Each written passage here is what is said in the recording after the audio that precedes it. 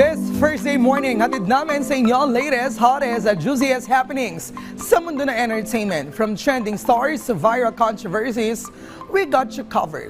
Una rito. Recently lamang sa guessing ni Selena Gomez sa podcast American actress at comedian na si Amy Poehler. Inamin ng international star na patuloy siyang nakararanas ng arthritis, dulot ng kanyang kondisyon na lupus. Ayon pa kay Selena, dumating sa punto na nahirapan na siyang magbukas ng simpleng bote ng tubig bago siya makahanap ng tamang medication. Dahil dito, mas naging malinaw sa kanyang importance ng accessibility. Hindi lang para sa sarili niya, kundi para na rin sa mga taong may kaparehong o parehong kondisyon niya.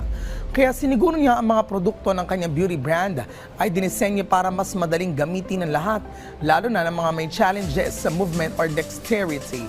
Matatandaan kamakailan lamang nag-launch siya ng bagong perfume na wala ng takip at mas madaling mabuksan gamit ang simpleng toggle button. Isa hakbang nagpapakita ng commitment niya sa inclusivity at accessibility. Samantala muli nag-ukit ng karangalan sa international scene ang multi-award-winning Filipina actress na si Lovie Poe matapos niyang makamit ang isang malaking Hollywood breakthrough bilang leading lady sa pelikulang Batman, isang action comedy na pinagbibidahan ni Sean William Scott. Ginampanan ni Lovie ang papel ni Izzy, ang main female character na nagbibigay ng depth at kulay sa kwento ng naturang pelikula. Kapansin-pansin din dito ang kanyang screen chemistry with Johnny Simmons na gumanap bilang Deputy Sam Evans.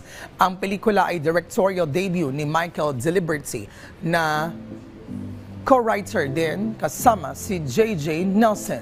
Tampok din sa cast sina Chance Perdomo at Rob Riggle. Samantala, isa sa producers ng Batman ay ang sariling kumpanya ni Lovie na says Lovie Productions. And that's it for Chican this Thursday morning. Abangan ulit ang bagong mga showbiz balita na hatid namin sa inyo bukas dito rin sa Talkbiz.